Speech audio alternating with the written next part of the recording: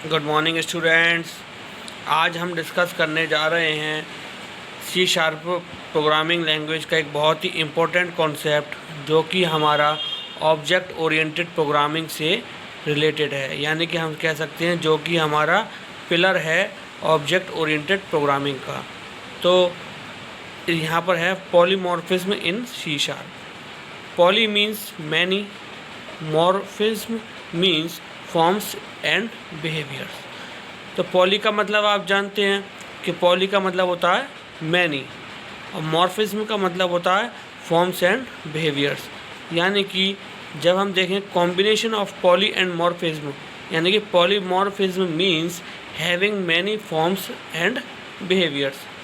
ठीक है, यानी पॉलीमॉर्फिज्म जो होता है उसका मतलब होता है पॉलीमॉर्फिज्म रखता है अपने पास कई forms, having many forms behaviour, यानी कि वो अपने पास कई फॉर्म्स और बिहेवियर रखता है। अब इसको ध्यान से समझें तो यानी कि यहाँ पर हमारा एक ऑपरेटर जो होगा या एक मेथड जो होगा वो हमारा डिफरेंट क्लासेस में डिफरेंट वर्क को परफॉर्म करेगा। अब यहाँ पर देखें plus operator is used for addition of two integers. अब हमारा प्लस ऑपरेटर जो है यहाँ पर देखें आप एडिशन के लिए यूज़ किया जा रहा है हमारा दो इंटीजर्स को। अब अदर साइड देखें हम plus operator is also used for joining two string type variable. यहाँ पर हमारा प्लस ऑपरेटर जो है वो हमारे यहाँ पर स्ट्रिंग के एडिशन में भी या स्ट्रिंग को ज्वाइन करने के लिए भी यूज़ किया जा रहा है, यानी कि spider plus man equals to Spider Man. ठीक, इस तरीके से भी हमारा जो है प्लस ऑपरेटर यूज़ हो रहा है, यानी कि सिंगल ऑपरेटर मल्टीपल टास्क। अब बात करते हैं टाइप्स ऑफ पॉलीमॉर्फिज्म की, यानी कि पॉलीमॉर्फिज्म के क्या क्या टाइप्स होते हैं।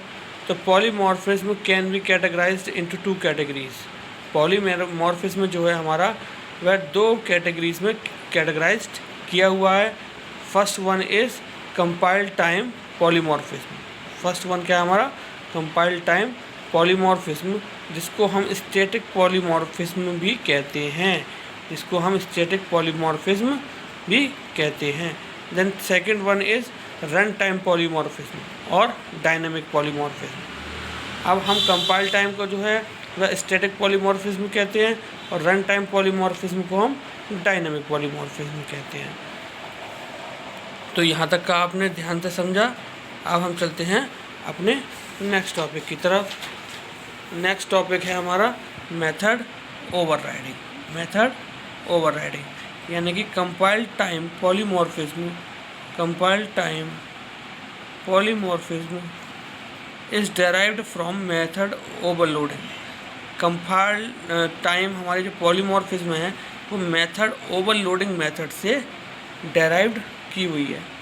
ठीक, according to method overloading class can have multiple methods having same name. अब क्या है यहाँ पर हमारा कि हम देखें according to the method overloading, यानी कि मेथड ओवरलोडिंग के अकॉर्डिंग जो क्लास होगा हमारा उसके पास मल्टीपल मेथड्स होंगे, उसके पास मल्टीपल मेथड्स होंगे। All the methods should be in same class, और वह जितने भी मेथड्स होंगे वह एक सेम क्लास में लाई कर रहे होंगे, यानी कि वे एक सेम क्लास में ही सारे मेथड होंगे। Method should have different end variant parameters. Methods जो होंगे वह डिफरेंट रखते हैं, मतलब जो मेथड्स होंगे उसके पास जो भी पैरामीटर्स होंगे वह सारे डिफरेंट होंगे, वह सारे डिफरेंट होंगे। अब आइए इसको एक प्रोग्राम की हेल्प से समझते हैं अच्छे से। तो आप देखें नेम स्पेस मेथड ओवरलोडिंग, यहाँ पर है प्रोग्राम हमारा name space method overloading class, program के नाम से क्लास लिया हमने। Then void sum int A int B, void sum int A int B. Then console dot write line A plus B, then console dot write line A plus B, यानी कि यहाँ पर हमने एक मेथड लिया, उसमें हमने दो पैरामीटर्स लिए इंटीजर टाइप के, इंट ए और इंट बी, और यहाँ पर हमने कंसोल डॉट राइट लाइन के थ्रू उसके एडिशन को परफॉर्म करा दिया। देन हमने सेम नेम से void sum name void sum name से सेम मेथड लिया और यहाँ पर हमने फ्लोट वैल्यू को ले लिया, फ्लोट टाइप वैल्यू इसमें हमने डिक्लेयर की, यानी कि यहाँ देखेंगे पैरामीटर्स का डिफरेंस आ गया। ये इन टाइप पैरामीटर्स है, ये हमारा फ्लोट टाइप पैरामीटर है। अब यहाँ पर भी हमने क्या करा, फ्लोट टाइप जो मेथड लिया हमने वॉइड सम, उसमें जो हमने फ्लोट टाइप वेरिएबल को डिक्लेयर किया है वहाँ पर हम भी फ्लोट टाइप वेरिएबल के लिए एडिशन परफॉर्म करा रहे हैं। देन स्टैटिक वॉइड मेन, अब यहाँ पर हमने क्या करा, एक स्टैटिक मेथड हमने वॉइड मेथड लिया हमने, क्योंकि हमें ऑब्जेक्ट क्रिएट करना है। Then program obj is equals to new program, हमने एक ऑब्जेक्ट क्रिएट किया न्यू के नाम से, obj नाम से एक ऑब्जेक्ट क्रिएट किया हमने। देन ऑब्जेक्ट डॉट सम, यानी कि हमने सम मेथड को कॉल कराया। 10.5f यानी कि float type value, comma 20.5f। अब हम जब यहाँ पर फ्लोट टाइप वैल्यू ले रहे हैं तो वह इस वाले सेकंड वाले सम मेथड को कॉल करेगा, और इसको देखें आप यहाँ पर कंसोल डॉट रीड लाइन, और इसका आउटपुट क्या आएगा 31.0। ठीक, तो इस तरीके से इसका जो आंसर आएगा वह आएगा हमारा 31.0। अब आप देखें यहाँ पर इस प्रोग्राम में अगर मैं यहाँ पर कर दूँ फ्लोट a और इंट b, और इंट a फ्लोट b, यानी कि अब भी हमारे क्या हुआ, पैरामीटर्स डिफरेंट हो गए। ठीक, तो यह चीज़ भी हमारी चल जाएगी। अब यहाँ कर दूँ मैं इंट a इंट b, पहले वाले वॉइड मेथड में कर दूँ इंट a इंट b, और यहाँ कर दूँ int a int b int c, तब भी मेरे पैरामीटर्स डिफरेंट हो गए, यानी कि इसमें हमारे 2 वेरिएबल डिक्लेयर कराए हैं, इसमें यहाँ पर मैंने 3 वेरिएबल डिक्लेयर कराए हैं, लेकिन हैं दोनों इंटीजर टाइप में, तब भी हमारा यहाँ पर पैरामीटर्स डिफरेंट हो जाएंगे। अब कुछ इंपॉर्टेंट पॉइंट हैं जिनके बारे में हम डिस्कस करते हैं कि parameters in method should be differ in 3 ways, यानी कि जो पैरामीटर्स होंगे मेथड ओवरलोडिंग में हमारे, वह 3 टाइप मतलब 3 तरीके से वह डिफरेंट हो सकते हैं, आपस में डिफरेंट हो सकते हैं।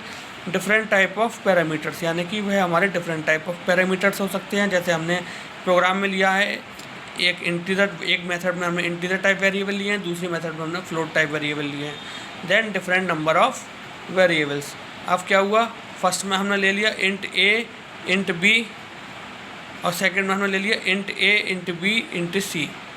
ठीक, यानी कि फर्स्ट में हमारा क्या हो गया, int a int b, then यहाँ पर हमारा क्या हो गया, केवल इंट a। ठीक, तो ये हो गया हमारा डिफरेंट नंबर ऑफ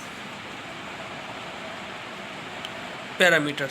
देन यहाँ पर क्या हो गया हमारा, int a float b, then float a।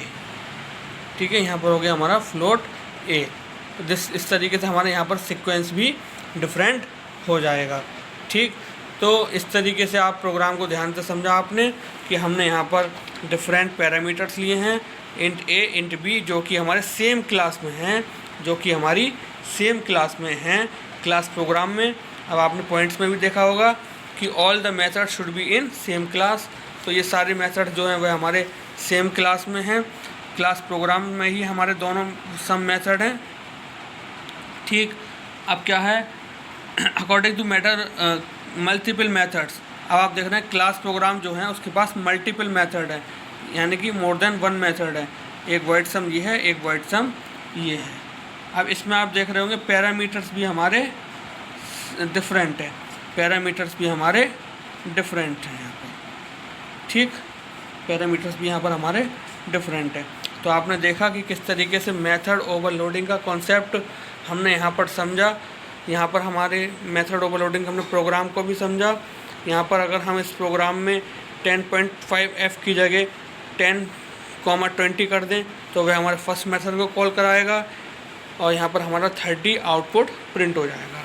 ठीक, अब हम अपने नेक्स्ट कॉन्सेप्ट की तरफ चलते हैं, मेथड ओवरराइडिंग, मेथड ओवरराइडिंग।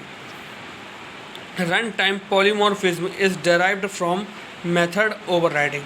अब हमारी जो फर्स्ट थी कंपाइल टाइम पॉलीमॉर्फिज्म, वो तो हमारी मेथड ओवरलोडिंग से डिराइव्ड होती थी, और रन टाइम पॉलीमॉर्फिज्म जो है ये हमारी मेथड ओवरराइडिंग से डिराइव्ड होती है। Method of child class should be override the method of parent class. अब यहाँ पर क्या है, चाइल्ड क्लास का जो मेथड होगा वह हमारा ओवरराइड करेगा पेरेंट क्लास के मेथड को।